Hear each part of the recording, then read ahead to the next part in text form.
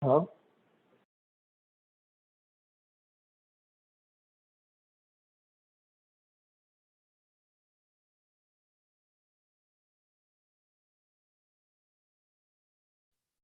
Great. Approval of the agenda. Chair entertains a motion to approve the agenda. So moved. Second.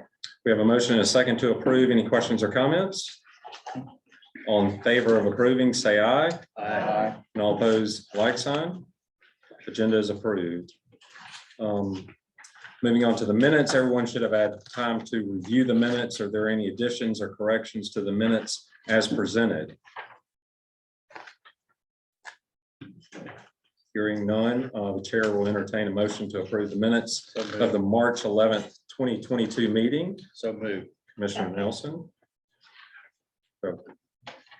Ms. Price, okay. We have a motion and a second to approve the minutes as presented. Any questions or comments? All in favor of approving, say aye. Aye. All opposed, like sign. Are approved. Excellent. Leads us into the commissioner chairman's report. Just want to thank everybody for being here. A special thank you to Don Killingsworth, president of Jacksonville State. Are you here? Thank you for being here. We appreciate you. Philip Way, president of Athens State. Excellent. Thank you for being here. We just always appreciate for administrators, anybody from the school to attend. That way you can understand a little bit more of what we do and how we can help y'all and how the staff here at AIC can help y'all. And we just appreciate you being here. I know I said this last quarter, but our Facebook page, who's in charge of our Facebook page today? Can you raise your hand or anybody? Well, Sherry Nichols actually posts stuff Okay. and I send it to her, but. Well, it is that's what that's fantastic. like. It is a wealth of information. It's not just pictures of y'all goofing off at the coffee pot or whatever. It's just We're saving that for the. You're saving that for the holidays? holidays. Excellent, excellent. But Dr. McGill got an award, I saw. You were in Louisville, I believe. Dr. Purcell was in Arizona, I believe. And it's just a great way to keep up with AIC and more than anything, the articles that they put on there. And it had a link for Dr. Purcell at the Capitol Journal doing his interview. And that you did a great job. I thought you represented AIC very, very well. Y'all hit on a lot of topics, a lot of concerning topics. And but anyway, just did a great job there. A couple of things I need to take care of. As chairman, I'm required to appoint a nominating committee to elect a new chair and a vice chair for the upcoming year beginning October 1st, 2022. I have talked to Commissioners Crow, Sermon, and Turner, and they have agreed to serve in that capacity, and I appreciate it. And Commissioner Crow is going to chair that committee, so they will do great things, I know. So the nominating committee will report their recommendation at our next meeting in September. Also, I would like to recommend 2 people to help AIC staff evaluate and review institutional proposals for the historically Black College University deferred maintenance project starting in July. And I'm going to recommend Commissioner Stan Nelson and Commissioner Jody Singleton to that. I think they will serve well, and Dr. Purcell will be getting with you guys on that. And that concludes my chairman's report. Now I will turn it over to Dr. Purcell for the executive director's report. Well, thank you, Mr. Chairman. And I am excited. This is, guys, I have worked in a lot of places in higher ed, many institutions, probably 11 in all, believe it or not. But this is the first time I've ever earned a 5-year pin in one place. Yeah. For your support. It's, of course, I work for these guys. And so anyway, I'm on for, a couple more years at least. Also, because of some retirements in some other states, I'm now the longest serving state higher education executive officer in the country. I've served since 2008. Of course, they all did it in one state. I did it in 4. So anyway, I'm honored to be in that position. Like the chair said, we appeared on APTV. This is actually clips from our website. Got to talk about the future of higher education, which is sort of something I like to do at a conference in Florida. Went to Montevallo for their dedication of a building. This was Dr. Wilson Fallon got a building named after him. It was pretty exciting. It was really the first African-American to have a recognition for a building on that campus. He was actually a student and later became faculty there. I knew him way back when I worked there in 1984-ish. So anyway, it was just very exciting to be a part of that event. And then went to Huntsville for the investiture of President Wims, the new president of Alabama A&M. I got to say a few marks on behalf of the board. That was good. Saw President Way there. And we certainly hope that and have committed our efforts to help him become successful as the new president there.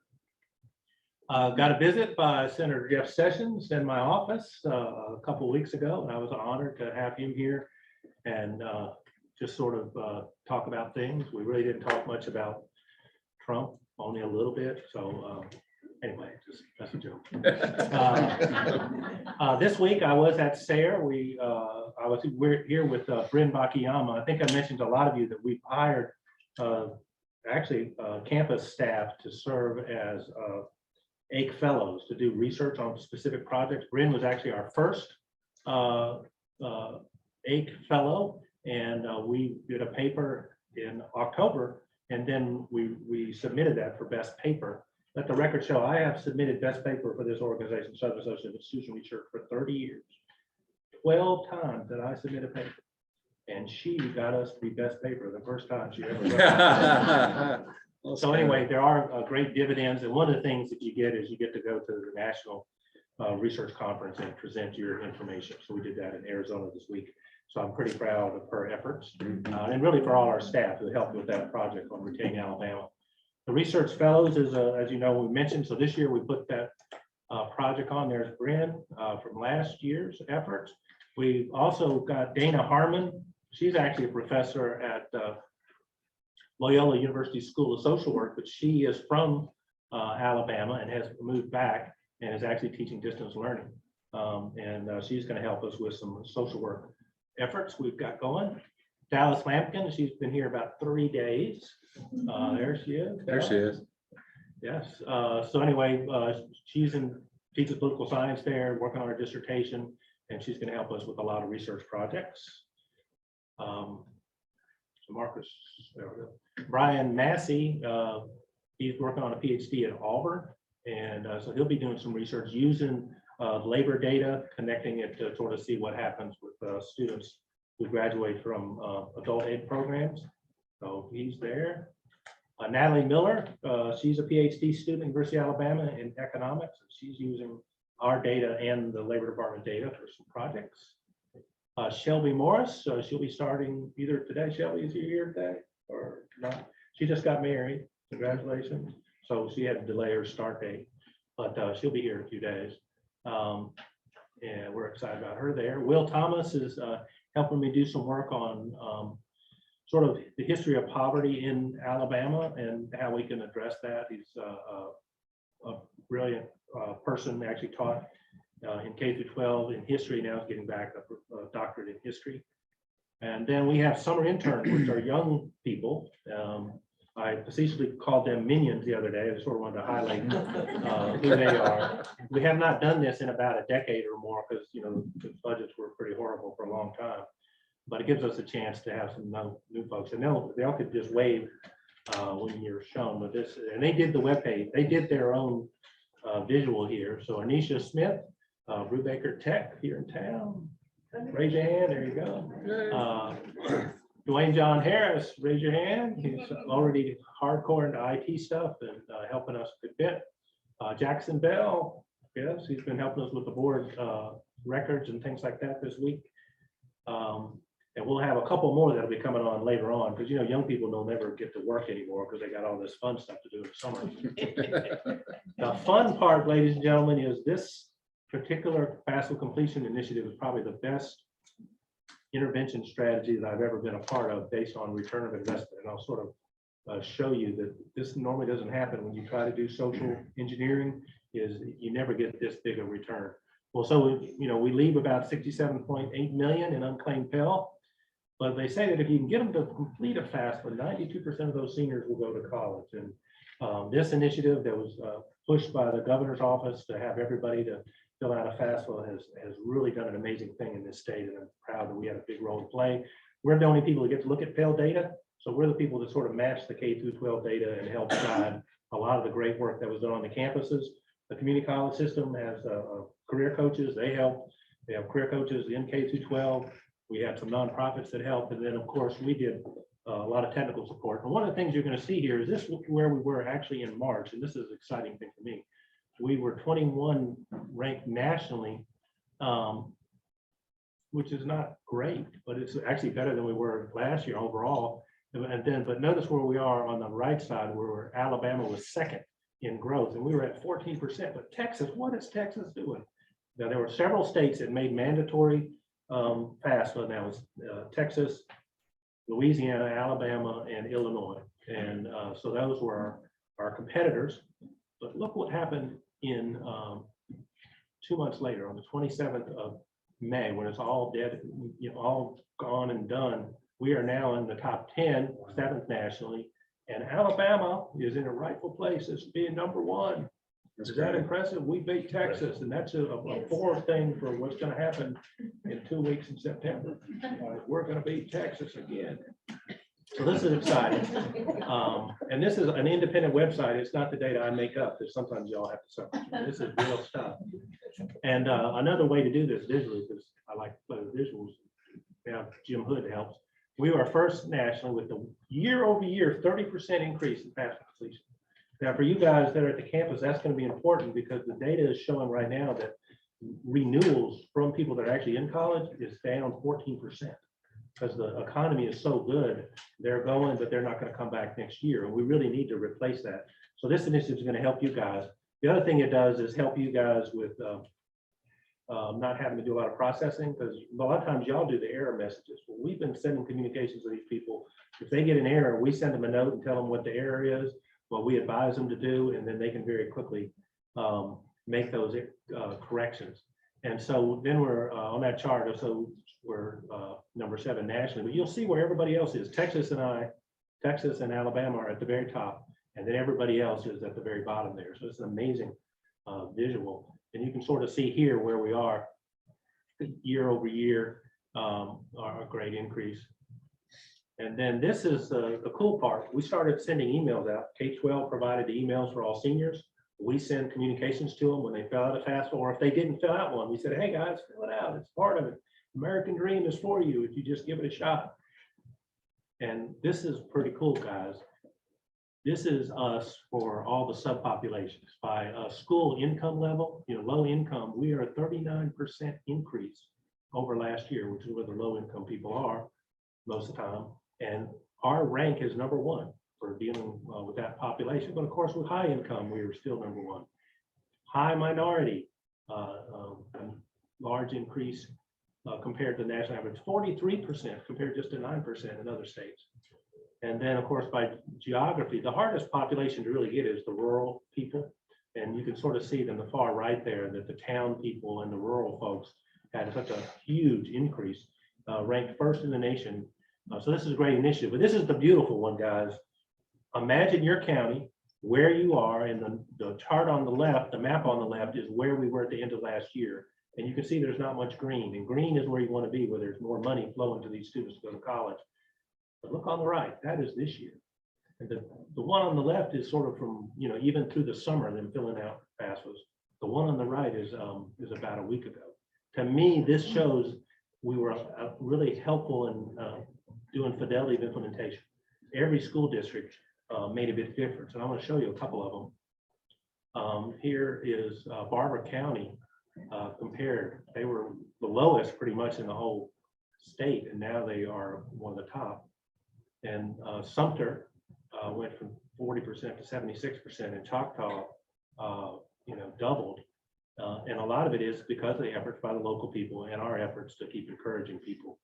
So I was really excited about that. Everybody excited about that? Yes, All absolutely. right. So public higher education funding, I do want to talk a little about some remarks I made on the TV the other day, because every time I say something, some people ask where to get that information. One thing is I talked about how higher ed is pretty expensive in Alabama, and I sort of want to illustrate that. So this is state appropriation, and and this data is embargoed, so all of you are, hidden reporters in this conversation. This is going to be official out for the country on Monday, but they let me show this, but I only show Alabama in red. So we are indexed to the national average at 83%. So it looks like we're underfunded overall, right? Compared to a state support. DeMarcus.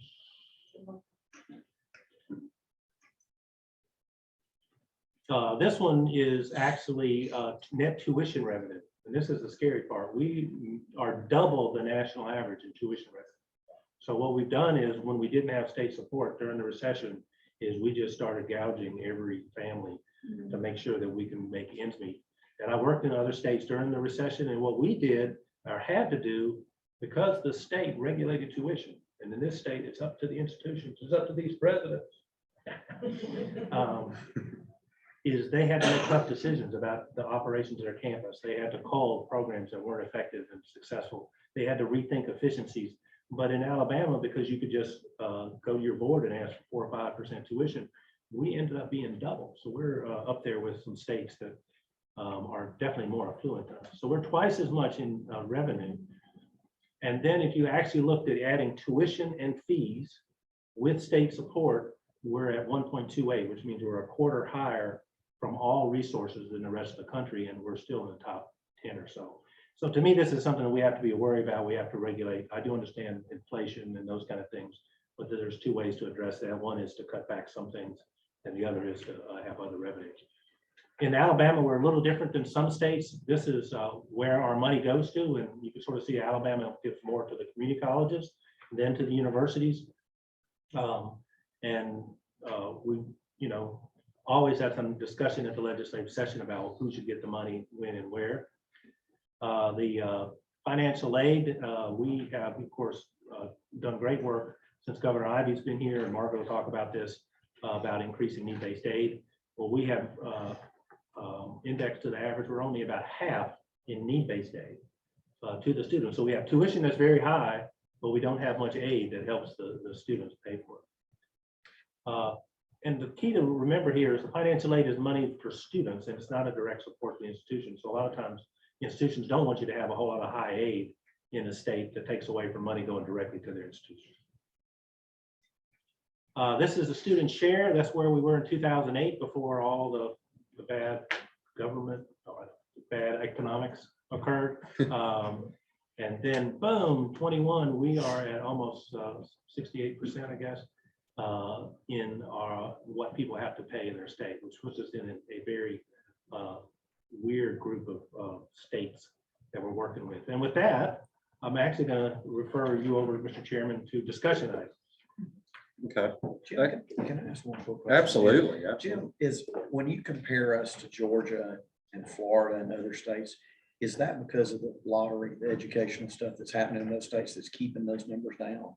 Well, definitely on the need-based aid, there is not a whole lot of state support. And I don't mind how scholarships are funded. Yeah. I do believe that we need more aid here. I think the populations that we're serving, you saw that the Pell Grant really wasn't filtering down out to the rural areas where the low-income people often are. We showed that we can get them to get the state Pell, but if you're going to go to a state university, it only pays about half or less of their costs. So that's disconcerting. If we were at the national average, perhaps these families could do it. And then the other thing is when you borrow money, when you start making an income and you're a graduate, you're sending money every month out of the state. So your gross domestic product is being washed away for your economy because that money's going to a national or international bank and not contributing to our economy. So the sooner and closer we get to having great state support and keeping our tuition down, the better off we'll be. Great. Any other questions for Dr. Friset? Thank you, Commissioner Crowe. Next, Mrs. Gunter will move into the discussion items. Ms. Gunter will present the latest legislative update. So this is it for 2022, Mr. Chairman. Thank you. Then for those who are here in person, thank you. And for those who are watching and participating online, thank you as well. You can do that thanks to the Alabama legislature. This year, they did pass a measure that we can participate virtually. We have to have a quorum or 3, whichever is less, here in person on site. Keep in mind that the public has to be able to hear what is being said. So we're glad about that because there will be instances and circumstances, I'm sure, where we will put that into effect. Well, Dr. Purcell has led right into the big topic of the day. Money, it was running out of everyone's ears this legislative session. Largest budget in history, $8.26 billion. Look at the increases. That 32% does include the earmarked revenue that will be going through 4% for our O&M community college, Alabama Community College System. They got a bump up over 9%. The state universities over 8%, and pay raises for teachers and state employees. So that's all looking good right now. What about the future? Well, this is one thing that we have to take into effect. In fact, Mr. Chairman was asking last week about how we're going to address this in the future, because there will come a time when the cash cow will dry up. So what's being done about that? Well, let's just say that right now, since this time last year, revenues in the ETF, they're up about $1.24 billion, or that's about a 22% growth rate. Keep in mind the ETF is funded through income tax and sales tax, and sales tax revenue, that's up over 8%. But guess what else is up? Yes, you got it. It is consumer pricing. Have you been to the gas pump recently? If you had anything left over, you could go to the grocery store, spend your last $100 and get a loaf of bread, a jug of milk, and that was it for you. It's hitting everybody hard right now. Inflation is at a 40-year high. So what are we doing? Well, I will commend lawmakers. They were conservative in the budget. Say they passed this year with the ETF and the general fund. They put some aside. They also paid off some debt and addressed some one-time measures. So they'll be back. In fact, the money's not gone yet, $1.1 billion. They'll be back probably the end of August or in September to decide how they're going to be doing that. And this will be, as you know, legislative year. The original ones, so the ones who served in the 22 session will be back. But they come in later next year because it's the first year of a new quadrennium. So they'll be returning on March the 7th with some new faces to address those issues. They'll be about 6 months into, as they pass this budget this spring. It takes effect October 1st. So by the time they come back, it'll be about 6 months into that budget. We had the last proration in 2011. We've seen inflation and we've seen proration before. So we will go forward as best we can, but I think we've done a good job here at AIC and the state overall in using the money wisely, because again, we do realize this is one-time money, and once it's gone, it ain't coming back. So wanting more, helping students afford college. Well, as Dr. Purcell was talking about with the FAFSA, the increase in those applications being submitted, we did get some good news this year as far as we have done this now for since 2017. The good news keeps coming with the need-based aid. If you look at the screen, you see the need-based program, the Alabama Student Assistance Program, 185% increase. That's over a 5-year period. And all of those, 2008, when we were in the recession, we either were cut or level funded until 2017. So yes, that did affect students a lot in trying to pay for college and get the resources that they needed to get their education. New items, the FAFSA completion project and the STEM major teacher recruitment project, $4,500,000 for that. Well, that money is going to a U-Teach program, which will address STEM.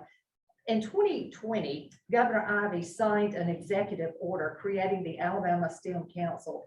And the idea behind that was to increase educational opportunities, encourage more students to go into STEM fields, and make them more aware of the workforce opportunities when they got out there in the workforce. And let me just say, a lot of efforts are being made now across the state related to STEM. STEM graduates are in demand all over the country. The best and brightest, the Promise Scholarship up in Decatur and in Marengo County, they're trying to get people to move to those areas working in STEM. Huntsville was just listed, and Sam, I'm sure y'all covered that on big time on your news broadcast there. #1 city in the country to live.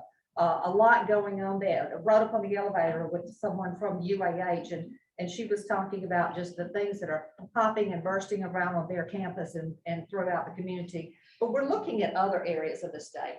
We don't need people just to relocate to that one particular area. In fact, a couple of surveys that we have done through the Retain Alabama initiative, they're saying they're interested in Huntsville and in the Birmingham area. But we want to encourage these students to go other places in the state because it's going to take a collective group to move the state forward. And STEM is going to be a major part of that.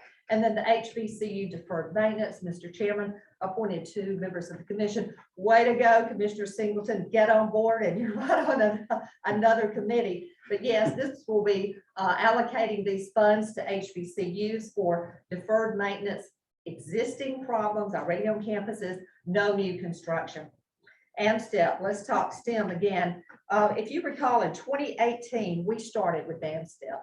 We realized that these individuals who were going out and teaching at that point, it was just in public high schools, math and science teachers.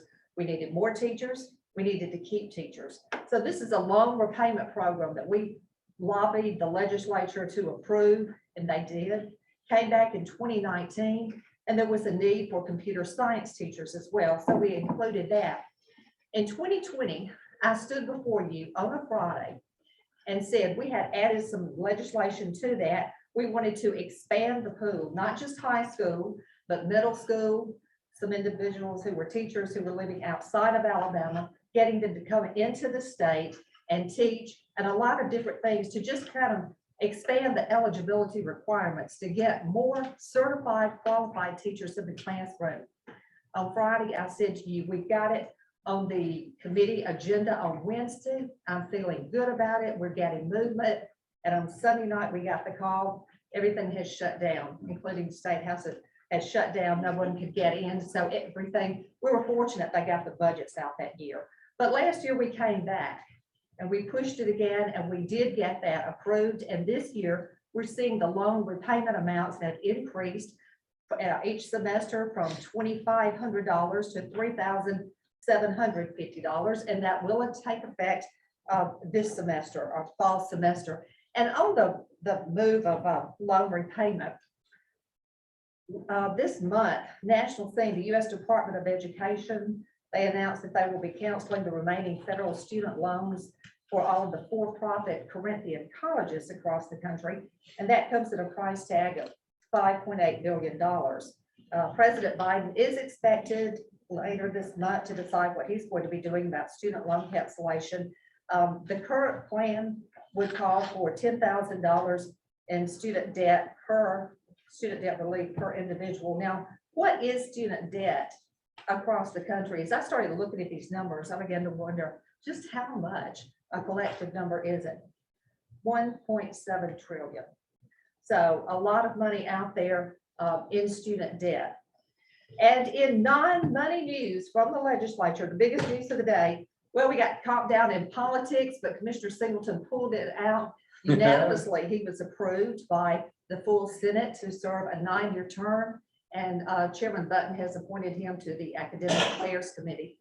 And then to his right, Commissioner Miranda Frost. She is a business owner, technology business up in Huntsville, and she has been appointed as the ag representative to the Joint Interim Study Commission on Responsible Technology.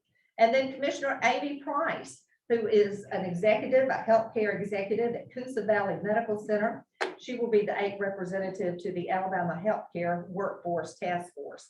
And commissioners, let me say, the collective genius of you people. It's a wonderful pool to pull from. Because Dr. Purcell and I were talking about these last two appointments and who are we gonna put in it? And I said, man, we've got the most qualified people in the state right here serving on our commission. So thank you all for not only your service on the commission, but the things that you do outside such as this. Another appointment or two, the Numeracy Act, you heard a lot about that during the session. Senator Orr 8 makes appointments to the elementary and the post-secondary math task forces. And we'll be working on an annual report to show the progress that we're making in post-secondary institutions as far as the guidelines of the subject matter that they will be using. Another picture, and Dr. Purcell, if you look way at the back, you can see him a head taller. It recognizes the state seal of biliteracy.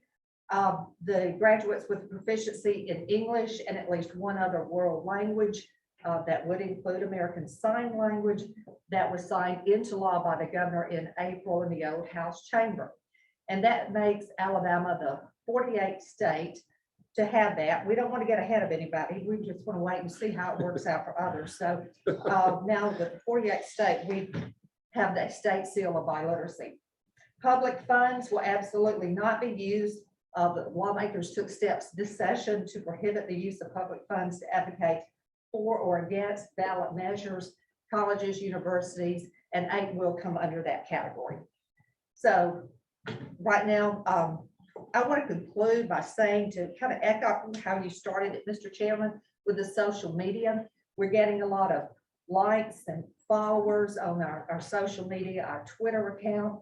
So, you know, take a selfie, send it to me, we'll get it out there, whatever, but take full advantage of that. It is, I know Commissioner Price has been an advocate for that for a very long time. So we are, as you like to say, rocking and rolling in the social media context, or at the last meeting, Dr. Purcell referred to it as social medicine. So pick your poison, whichever you want to call it. Any questions, Mr. Chairman? Yeah, any questions for Ms. Gunn? Great report. Yeah, well, great report. I love your enthusiasm and it's just always so informative. Thank you so much. Thank you. Yes, ma'am. Next, Dr. Kelly will present the Workforce Education Needs Index. Hello, commissioners. Thank you. And I've been at the commission half-time, but I started my career at your counterpart in Kentucky, the Council on Post-Secondary Education, called themselves. Backed up in those days in the late 90s, we clamored on and on about not enough data to make good decisions. And Kentucky is not as good as Alabama. I grew up here, spent a long time in Kentucky. At Storytel, Alabama is #1, Margaret, in that. But what we discover now is too much data. And I've been in this industry for 25 years, and we have too much data to make sound decisions without focus. And the purpose of this is to focus our efforts. And we've done this on the heels of our regional reports that we've shared. And this is really a sneak preview of what is coming very soon. And I assume that I just, yes. So as I mentioned, we strived for a long time to get more and better data in order to improve practice. And what we've done is expanded data dramatically and bypassed, in many cases, the area of focus, which is research and strategy. You know, people just want to borrow policies from other parts of the state, even though it makes no difference to the state they're in, for example. Where should we focus? And this notion of a public agenda and how well we serve Alabama, where we live, what we learn, how we work. This sort of was felt in the regional workforce profiles that we released. This is an extension of that effort to say this needs to be done locally, in large part, because that's where the synergy is. That's where the communication is. And you can see the regions that have been identified here in Alabama. So we created, I myself, along with help from Jim, some advice along the way, Dr. Purcell, and Dr. Davis and Brian Noland at ETSU, East Tennessee State, and University of Central Arkansas. I started with Alabama, and I have done work in Arkansas and Tennessee and now Kentucky on what's called the Education and Workforce Needs Index. And it's a quick way to focus into the area of the state that is high need in education and workforce. And this is overall,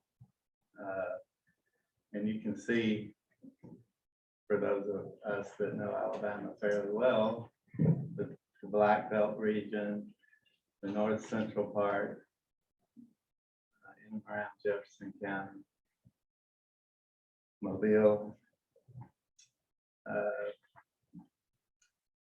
where the high need is in orange, the lowest in blue.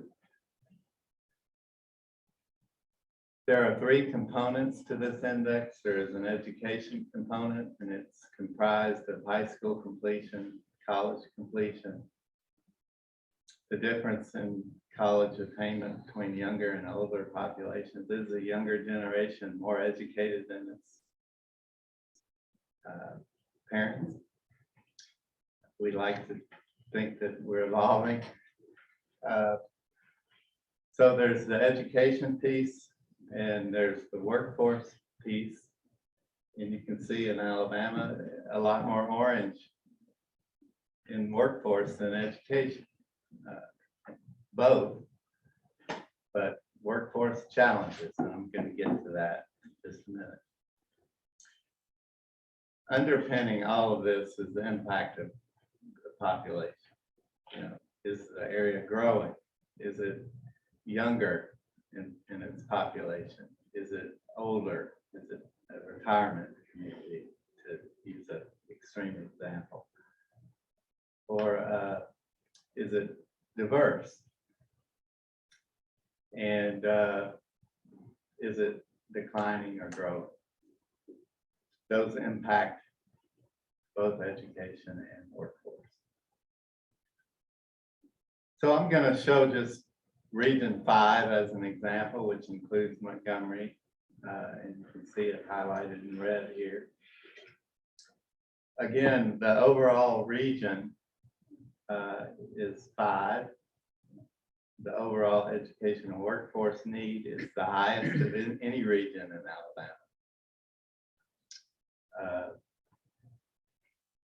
And you can see the other regions along the continuum there in the state in blue. What you can pick out, though, is for each region how different from the state and from the different regions you are, or we are. We have education, we have workforce. And again, the state at large, and also Region 5, this area, is most critical in workforce. It's critical in education, but more so in workforce.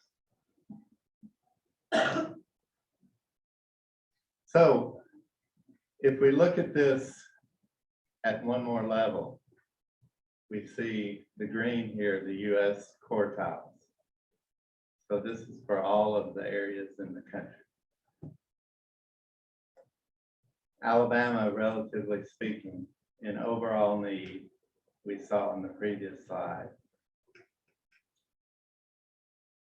critical, most critical for this region. In education, the overall education score, but also the individual metrics. So we see high school completion, associate degree completion, bachelor's and higher, difference in younger and older, enrollment of those without college degrees. This region suffers mightily on several of these metrics. The big standout here is the associate degree completion. The economy in this area, for whatever reason, we need to turn over more rocks, but doesn't demand as many associate degrees. We also have a big university in this region that probably doesn't employ that many associate degrees. But a difference here. On the workforce side, even more critical issues. Labor force participation, employment, manufacturing, and extraction. The reason we have this metric in there is in our testing over the last couple of decades with this index and improving it over time. These are the industries in which there's continuously retraining and retooling needed, and often layoffs during the recession. So there's immediate short-term responsibility for post-secondary education to quickly respond. Let me ask, Jamarcus, move the bar somewhere else so we can sort of see those bottom things. So those are pretty crucial, I think. Yeah, and then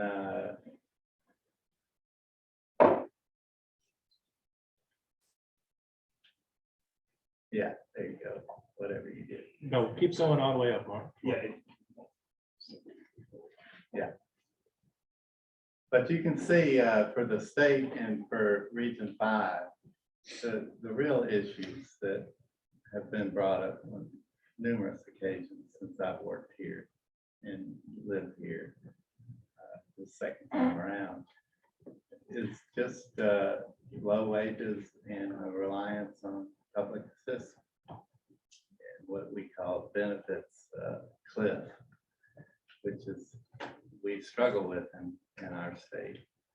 And that impacts the labor force participation and on and on. It's something that we all wrestle with, both educationally and from workforce initiatives.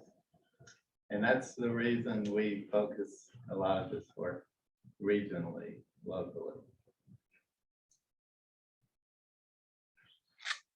And if you wanted to highlight a particular metric that is of interest in this case, I just picked reliance on public assistance.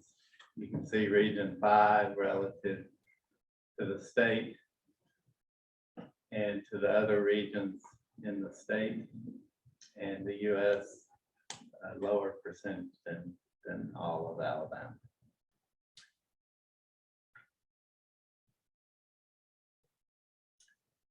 And the site will also allow you to drill in. The nice thing about these boundaries is for urban areas, you can get more finely granular than just counting. That only makes a difference in 3 or 4 areas in Alabama, Jefferson County, Huntsville area, Mobile. But you can imagine in a state like California, LA County with 10 million people in one county. So it allows for this, and we are in the process of getting this bill to be interactive, and it's really to allow us, all of you, to look at your regions and say, what are the key things that we really need to focus on? Where are we so far behind? And like I said, anecdote drives a lot of irresponsible behavior inadvertently. You know, this works over here, it's got to work for us. Well, no, you got a different population, you got a different set of problems. So this sort of helps focus our work and hopefully your thoughts about our research. So I'll stop there. This is the team that's helped. Myself leading the data charge and the dashboards, and the thought leaders, all of us here. And this was back in 2002 when it was just the education needs index, not education and workforce. And that's an addition because the conversation has changed so much in the last 20 years. It was about education for education's sake. And now they're in tandem. They have to, the conversation has to be together. But you can see the power of nationally rolling these data out. State borders matter, but they don't matter as much as we think. It is regional. You see the Black Belt, you see Appalachia, you see the Indian reservations, you see the Midwest, the upper Midwest. And you know, the difference between certain parts of Alabama's borders and Georgia and Mississippi are not very different. So you can get a contextual picture of where we sit once this is built. So I will stop there. And yeah, I'd like to say one thing, and to me, it's all about us doing hocus pocus with a focus. You know, we can do all the bling bling in the world, but if it isn't really about the stuff that matters. And what we've done is with Patrick's genius of doing these kind of things is identify the things that interplay with each other that make a difference, and then put it out there visually so you can sort of see in my district, in my community, what do I have to do to make the biggest change in our community to optimize everybody's future. To me, this is, I think, going to really change how we do workforce development in the state, how we're going to educate each other, because we can really zone in on what the needs of are in our community real specifically, and only do it with 12 or 18 measures. And that's a lot better than having 1,500 measures and just picking out your favorite, or, you know, talking to Aunt Sally and getting her perspective on something. Any questions for Dr. Kelly? Thank you. Very informative. Thank you very Appreciate much. that. Next, Dr. Hood will present the webpage revision.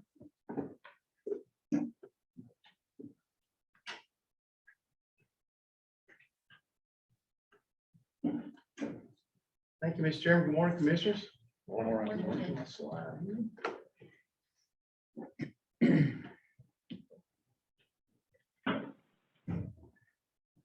So I briefly wanted to visit with you this morning and talk about our work with our website. You know that we've been working to enhance and develop our social media, where we have our pending work with our iPads, and our work with our website is a part of this update, if you will. We're trying to increase and develop our technical profile. This includes not only our website, but the way we deliver data. This is an example of our current website. I don't know if you've had a chance to go to that website, but it is very functional. It's a lot of information out there, but it's a little outdated in terms of the look and the technology behind the website. So we're taking some steps to update that. And what we're going to do is update it and make it more functional, add some images, if you will, kind of pretty it up. As Dr. Purcell says, we're going to add some bling to it. So these are some examples of what the pages will look like.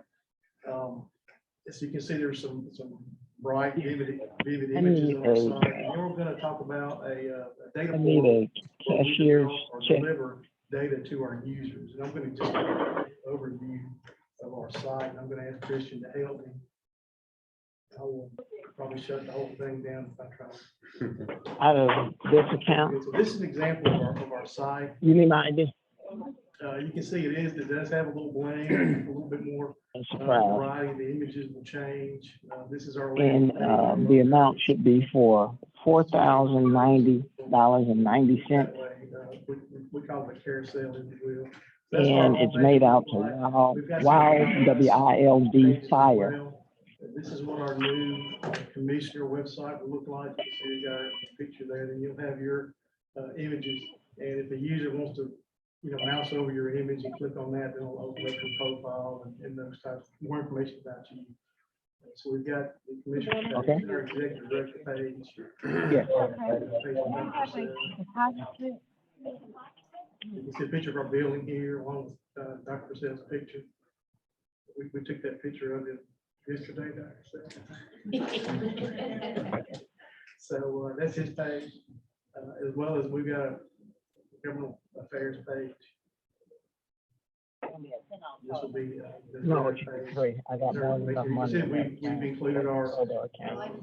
links to Twitter and those types of things. So this is what our new website or webpage will look like.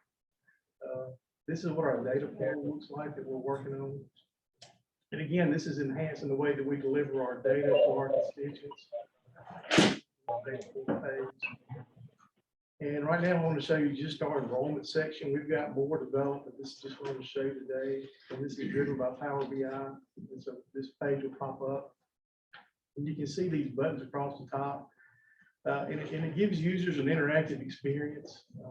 What I want to do is change this to, I'm going to say Auburn Montgomery. And you watch the totals change from 246 down to 5212. There's their enrollment for the fall term. If you look at their enrollment for the spring term, it gives you that visualization as well. And all of the things, all of the pie charts and graphs and things like that change. So we've also got some pages developed down here that are interactive. I'm going to show you the majors page real quickly. This shows this is for the University of Auburn University of Montgomery for spring of 2020. This is their top 10 degrees. And I know these numbers get small, but these are the broad degree programs here at the undergrad. I go graduate down level. to the And bank you'll all notice the some time. I pluses get here. 4 or 5 at a time, and they are all. Pluses, and it will expand that out. No, to it individual. it is not. I mean, they don't make exceptions like that for So people. that's the. And I do it that's the kind of programs. frequently. If you look at my account. We've also got a you'll see quite visualization. I was going to say, we'll go ahead and, make an exception for you, but I do not think we qualified for. Okay, I guess. It's putting $30,000 into the account doesn't close We've got another regularly. visualization related to workforce development. Dr. Kelly mentioned his work with the workforce. We've also got data visualizations that parallel that work. You can see this image here with our various workforce regions. This looks at enrollment by those various workforce regions. So if you click on this, again, these numbers are small here, but this is workforce region 1. If you click on that, then the map will highlight that region. Some point, click on region 4. And again, it'll give users the opportunity to drill down and look at their specific workforce region and their enrollment activity within that region. Mr. Chairman, that concludes. So working Looks with good. questions. It looks fantastic. When's this rolling out, Dr. Hood? We're working on it now. We hope to have it out completely rolling out by the time of the next commission meeting. Okay. And this is done completely internally with our staff. We're not contracting any of this work. Oh, that's great. That was my next That's question. great. Great, yeah. That's great. Good work. Very nice upgrade. Nice upgrade. I love access to the data. That's the one thing I use the website for, is go back and find either old presentations. And it's not really easy to navigate. Right. So I love the fact that you can click on the data portal. Any other questions for Dr. Hood? Excellent, thank you, appreciate that. We are going to move into the decision items. Just to remind all the commissioners, each decision items is, they're voted on individually. Any questions may be directed to the staff presenter, and I encourage y'all, if you have any questions, to please speak up, any concerns, any comments that you want to make. And so our first decision item A will be presented by Mrs. Petway, the preliminary approval of amendments to the administrative procedures for the Alabama Math and Science Teacher Education Program, Loan Repayment Program. Thank you, Mr. Chairman, and good morning, Commissioners. Good morning. So this item can be found on page 6 of your agenda package. So to give a little bit of a background about AMSTEP, I know Ms. Duncan has already touched bases on the history of AMSTEP, but I'd like to go over a little bit of the background of AMSTEP and the changes that has transpired in this particular program. So AMSTEP was initially introduced to lawmakers in 2018. The act was based on shortage of public high school math and science teachers across the state of Alabama. Qualifying teachers were able to receive MSTEP funds to help pay down their federal student loan. The Alabama State Department of Education identified the vacancies throughout the state, and additional funding was also provided to individuals who taught in acute shortage districts. In the following year of 2019, an amendment was passed to expand participation to include computer science teachers. In 2020, eligibility requirements for participants were expanded, but passage was interrupted by the COVID-19 pandemic. So last year in 2021, the bill was passed, which allowed more qualifying teachers to participate. Some of those changes included middle school teachers and individuals who teach in the state of Alabama but reside in other states. So here we are today. Legislation was passed this session that made further modifications to the MSTEP program. Changes were aimed at increasing the base loan repayment amount from $2,500 per semester to $3,750 per semester. This increase will go into effect this upcoming fall 2022 semester and moving forward. Award amounts for computer science teachers did not change, and the supplemental award amount did not change. So on this next slide, I just wanted to identify the acute shortage districts in the state of Alabama. These are the districts where additional funding was provided for qualifying teachers who teach in these particular counties.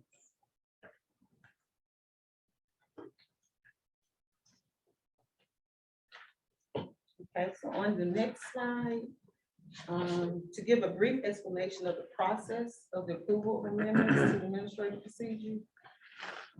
So once the proposed amendment is preliminarily approved by the commission today, the proposed changes will be filed with the Legislative Service Agency, and it will be published in the Alabama Administrative Monthly for 45 days for interested parties to make comments. At our September commission meeting, the amendment will be brought back to the commission to grant final approval to these proposed changes. The certified changes will then be filed with the Alabama Procedures Office and will go into effect a minimum of 45 days. The certification notice is published. So, Mr. Chairman, staff recommends preliminary approval of the administrative procedures for this MSTEP. Excellent. Thank you, Ms. Petway. Chair entertains a motion to approve the staff recommendation. So Second. We have a motion and a second to approve. Any questions or comments? All in favor of approving, say aye. Aye. And all opposed, like sign. The preliminary approval of the amendments approved. Thank you, ma'am. We will now move into academic programs. The next decision, item B, will be presented by Dr. McGill. The first program will be from Alabama A&M University, Master of Science in Food Science Business. Thank you, Chairman. Pleased to present this program to you on behalf of Alabama A&M University. They currently offer an MS in food science already, and this new proposed program expands that with additional courses in business. So it's kind of a combination MBA food science degree. I don't know that microphone. There you go. Okay. And let's see, this one, unlike the existing food science program, is going to be offered 100% online with the goal of it being able to address the needs of working professionals. There are no new courses needed for the program, and only modest investment for existing faculty to take on additional coursework.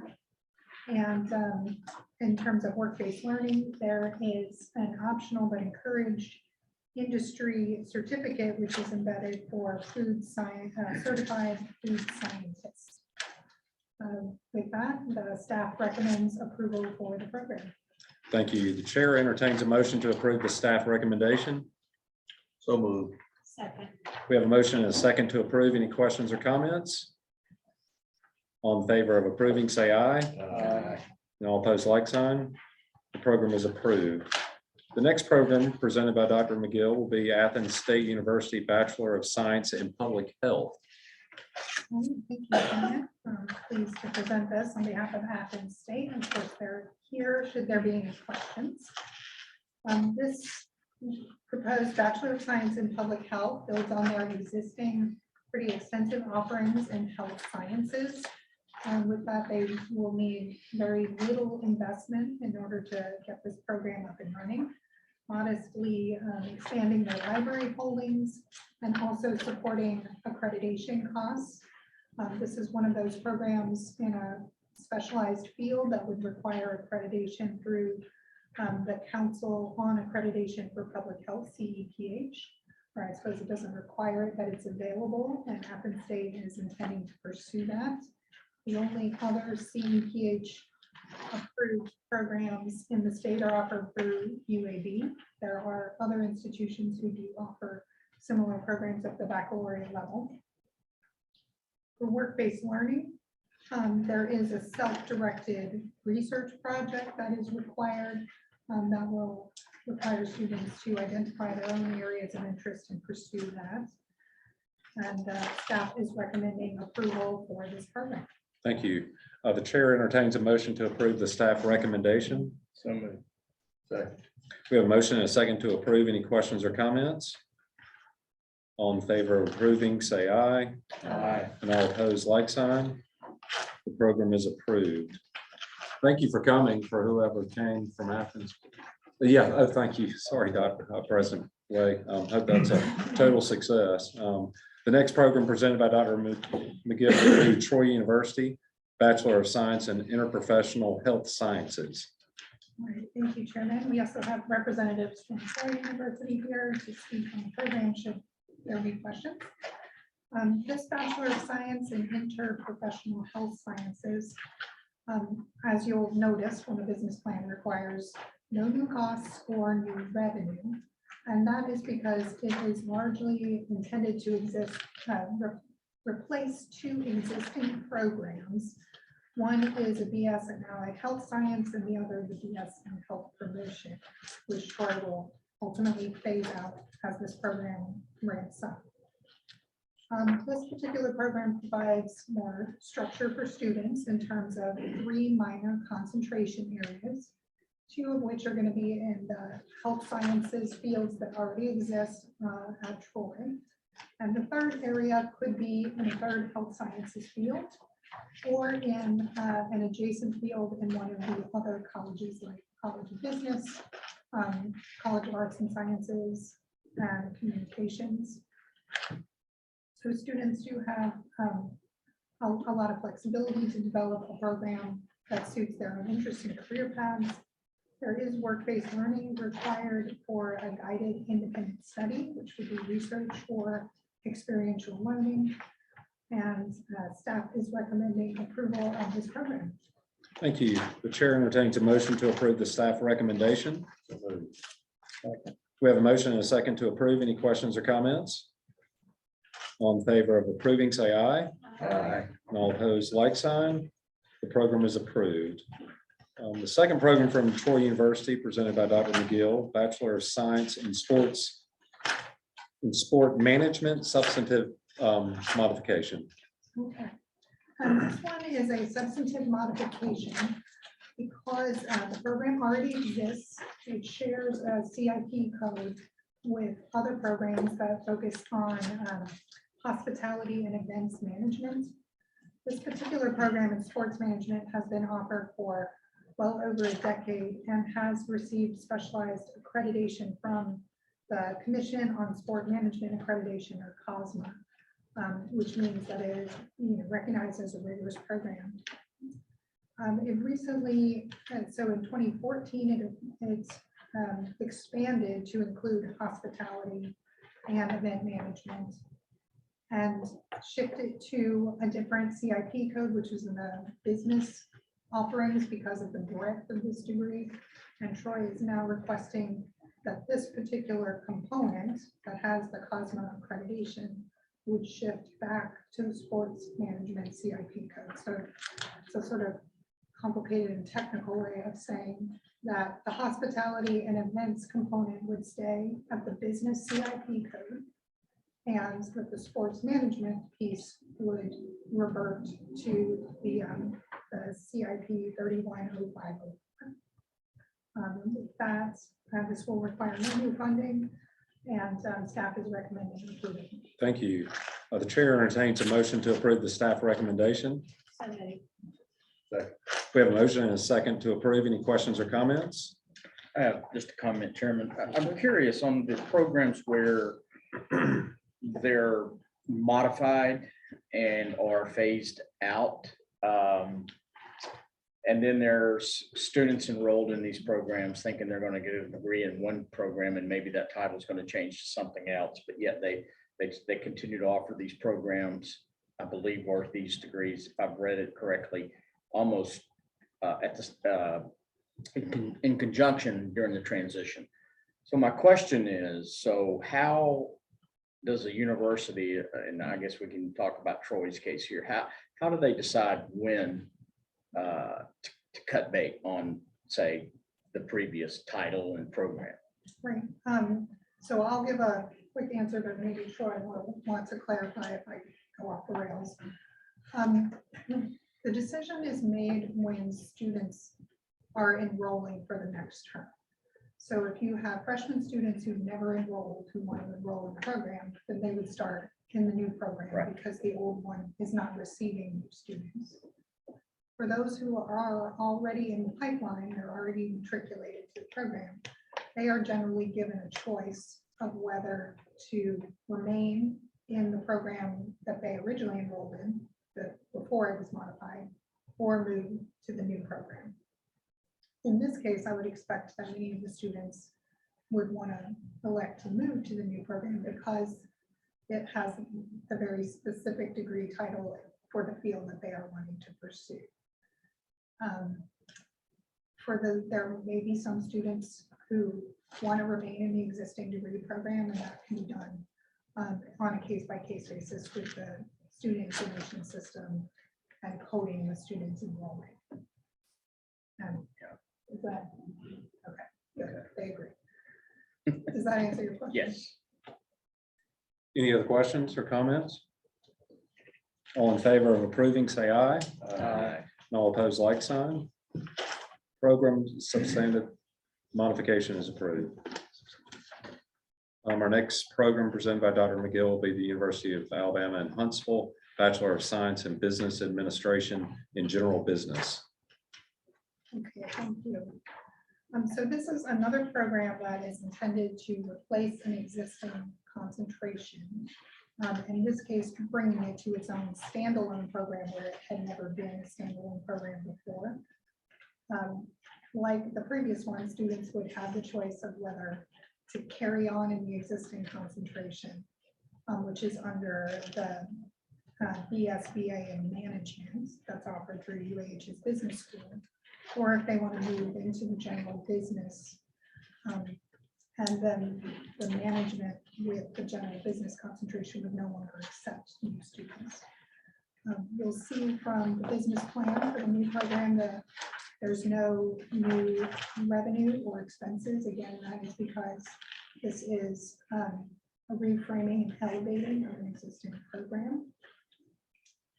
And you'll see there is an additional post-implementation condition that requires the previous program to maintain its viability, which won't be a problem because this is a very highly involved program. With that, staff is recommending approval. Thank you. Chair entertains a motion to approve the staff recommendation. So moved. Second. We have a motion and a second to approve. Any questions or comments? Question. Mr. Yes, sir. Chairman. Yes, sir. Just for informational purposes only, it says similar programs. There are 6 other universities that offer the bachelor degrees, but I only see 4 listed. What are the other 2? That was probably an error. Sorry. That was probably an error, a typo. We Oh, probably meant to okay. write 4 and we. Okay. wrote 6. Again, it was just information. So I'm good. Sure. And I did want to mention that UAH has a representative in case there are questions that can be answered. Any questions or further comments? All in favor of approving, say aye. Aye. And all opposed, like sign. program is approved. Thank you, Dr. McGill. Our next program presented by Mrs. White will be Coastal Alabama Community College, Associate of Applied Science and Respiratory Care Therapy Therapist. Thank you, Mr. Chairman, and good morning. Good morning. All right, Coastal Alabama. This program will prepare graduates for employment as respiratory therapists, which are included on the statewide in-demand occupations list. This program will help meet demand for positions in Baldwin County, the 10 surrounding counties, Pensacola, portions of Florida Panhandle, and East Mississippi. And according to EMSI Occupation Overview, this is a popular area for respiratory therapists, and there's very high job demand in these areas. This proposal includes 13 letters of support from local providers and potential employers. In the program, students will perform 750 hours or 750 preceptorship hours in hospitals throughout the 11 county footprint of the college. Coastal has an existing allied health program that already has agreements in place with 15+ hospitals for those preceptorship hours. The college is projecting close to 1.3 million in new funds over the first 7 years. The majority of this will be used to hire a full-time program director and a full-time director of clinical education. They're expecting the program to generate 1.5 million through tuition in that same period. Staff is recommending approval of this program. Thank you. The chair entertains a motion to approve the staff recommendation. So moved. Second. We have a motion and a second to approve. Any questions or comments? All in favor of approving, say aye. Aye. And all opposed, like sign. The program is approved.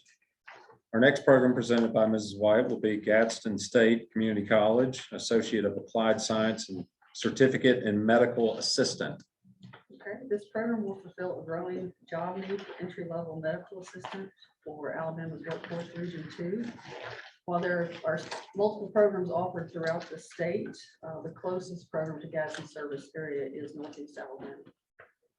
The program will use the community college system's common course directory for medical assisting technology programs. And like the other programs, it will be designed to meet requirements for specialized accreditation. The college is projecting close to $1 million in new funds over the first 7 years, but is expecting to generate 1.6 million through tuition in that same time period. The program will share equipment with the existing nursing program, but they will contribute 35,000 in replacement equipment costs in the first year, and another 10,000 will be contributed every 3 years to the program. They will also hire an additional full-time faculty member and additional part-time faculty member. Staff is recommending approval of this program. Thank you. The chair entertains a motion to approve the staff recommendation. So moved. We have a motion and a second to approve. Any questions or comments? All in favor of approving, say aye. Aye. And all opposed, like sign. The program is approved. Our next program presented by Mrs. White will be Northeast Alabama Community College, Associate of Applied Science and Certificate in Advanced Manufacturing.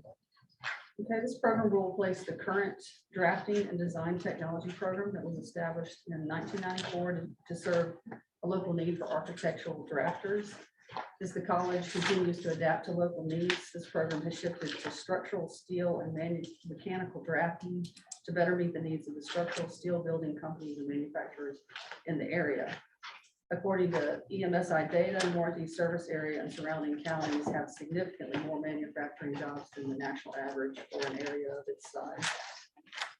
This program will prepare graduates for positions in advanced manufacturing and offer options that include drafting, manufacturing design, computer-aided drafting, computer-aided manufacturing, additive manufacturing, and manufacturing systems and production technology.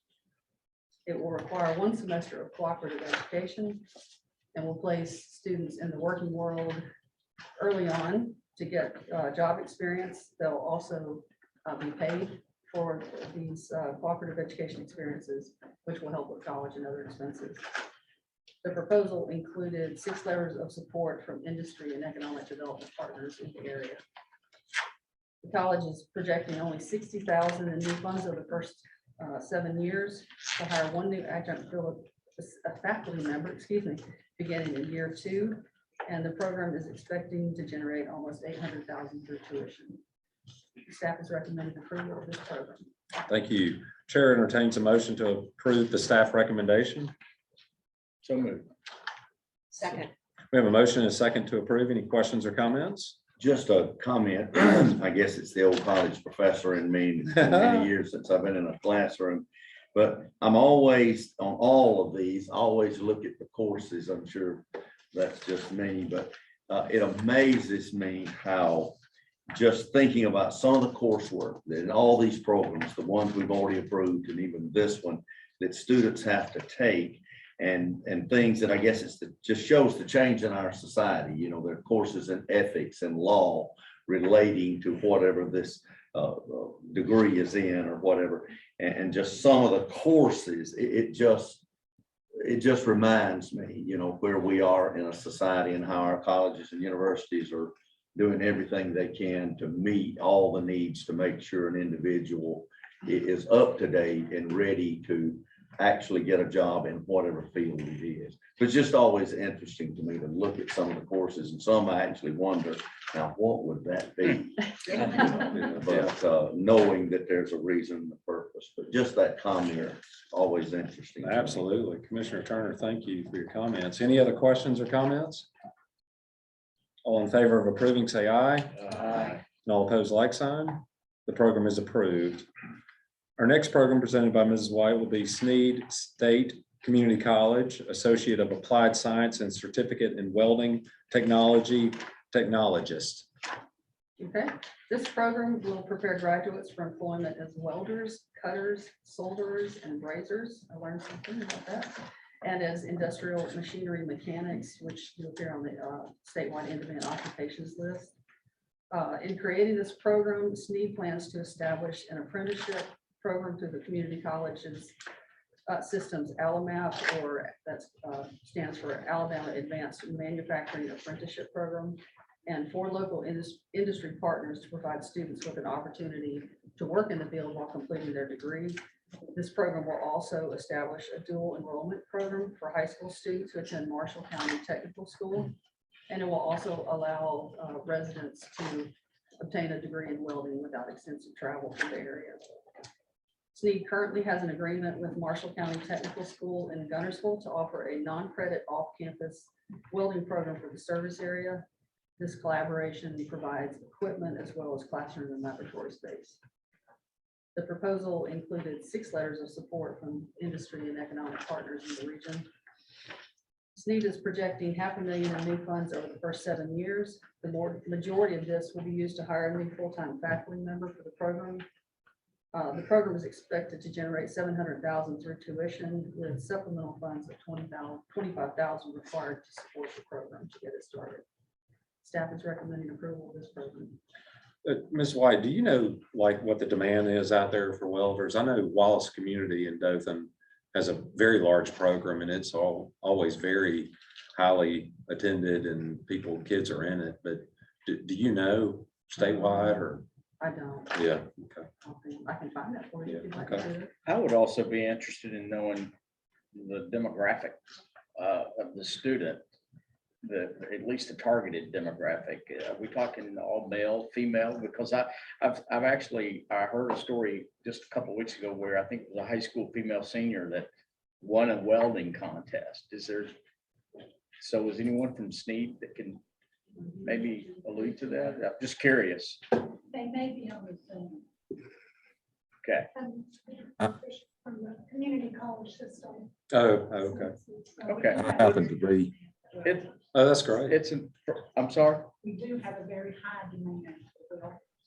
Okay. And they have employment when they get out of the program within the state, hopefully. Wow, that's great. I'm from that area of the state. That does some of their tax returns, they do very well. That's Well, I great. went online to try to read I've never heard of a brazier and a solder, and the system kept correcting the spelling, so I looked it up, and I didn't understand most of it, but it has a lot to do with the liquid metal and the heat, and so there's a lot of different things in play there. So it sounds like this program is covering That's a great. lot of that. So Wonderful. Got to live off Sorry. Off days. No, it's my fault. It's actually my fault. Chair entertains a motion to approve the staff recommendation. So moved. Second. We have a motion and a second to approve. Any questions or comments? All in favor of approving, say aye. Aye. And all opposed, like sign. The program is approved. Our next program will be presented by Mrs. White, will be Trenholm State Community College, Associate of Applied Science and Medical Laboratory Technician. Okay, this program will prepare graduates for employment in the greater Montgomery area as medical laboratory technologists and technicians, which are included on the statewide in-demand occupations list. 8 local and regional healthcare facilities submitted letters of support for this program, and many of those have agreed to serve as clinical partners for this program. In 2019, there were reported 2,000 technicians and technologists employed within a 60-mile radius of Trenton. The college will seek accreditation through the National Accrediting Agency for Clinical Laboratory Sciences. And once accredited, graduates will be able to sit for the medical laboratory technician certification exam offered by the American Society for Clinical Pathology. Certification for this degree is not required in the state, but it is industry preferred.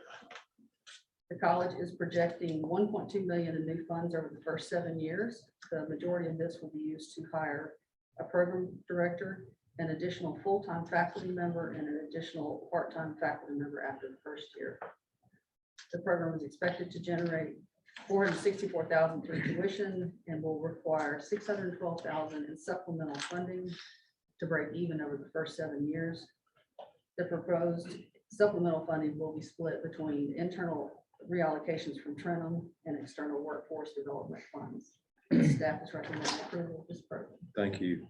Chair entertains a motion to approve the staff recommendation. So moved. Second. We have a motion and a second to approve. Any questions or comments? All in favor of approving, say aye. Aye. All opposed, like sign. The program is approved. Thank you, Ms. White. Excellent job. Next, we have 3 requests to amend post-implementation conditions. They will be presented by Dr. McGill. The first request is from Auburn University of Montgomery, Bachelor of Science in Business Administration and Entrepreneurship, extension requested. Okay, could you? All right. Thank you, Chairman. So yeah, we'll go ahead and do Auburn University of Montgomery, PS in Business Administration Entrepreneurship. This particular program had only a 5-year runway. So I think you all know that with post-implementation, we've moved to a 7-year period to allow institutions to get the program up and running, build their faculty and that sort of thing. Prior to Dr. Purcell coming on, it was 5 years. And so some of these programs are still in that 5-year window. This is one of them. Obviously, during that 5-year window, AUM, like many others, found that students enrolling in the program were suffering difficulties with COVID and not able to enroll and graduate at the same level that they would otherwise. So AUM has requested an additional 2 years to continue graduating students. You will see from the new enrollments that the number of new enrollments per year is very high. This is a very attractive program to students. They just need more time to move those students through to completion. Staff is feeling very confident that AUM will meet the post-implementation condition if the extension is approved. With that, we recommend approval. So this will be from 7 to 9. Is that what you're saying? Excuse me, no. The extension? This would be from 5 to 7. 5 to 7. Yeah. Okay. Chair entertains a motion to approve the staff recommendation. So moved. We have a motion and a second to approve. Any questions or comments? All in favor of approving, say aye. Aye. And all opposed, like sign. The request to amend the program is approved. The second request is from the University of South Alabama Master of Fine Arts in Creative Technologies and Practice. Modification requested. All right, thank you, Chairman. This modification from the University of South Alabama is unique. And I'll say that because what they are requesting is a change in level of viability review.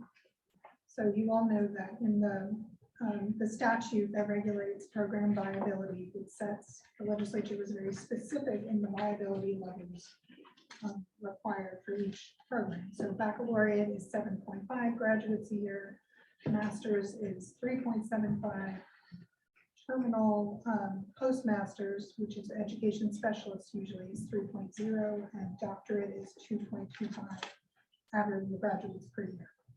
University of South Alabama is requesting that this MFA be reviewed as a terminal postmasters, similar to an education specialist, which has a viability requirement of 3.0. And the reason they're doing that is because an MFA is very different in nature than other master's degrees. It requires twice as much coursework, 60 hours in this case, versus typical masters are between 30 and 40 hours.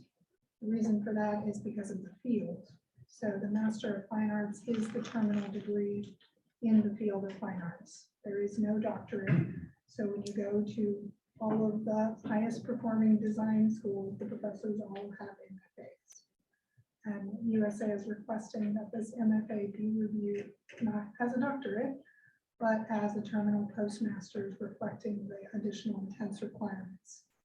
And you can also see from the figures that are on your page and the slides that they were just underneath the amount of graduates per year for the master's degree, 3.75. So that gave us some feeling of comfort that they are producing at a very strong level, but they felt that they could not consistently produce 4 students a year to get to 3.75. There would be some years where they were 3 students. And so they wanted to permanently request this change in viability review so that they can be deemed met conditions and carry on with their program. Staff is recommending approval for change in this particular case.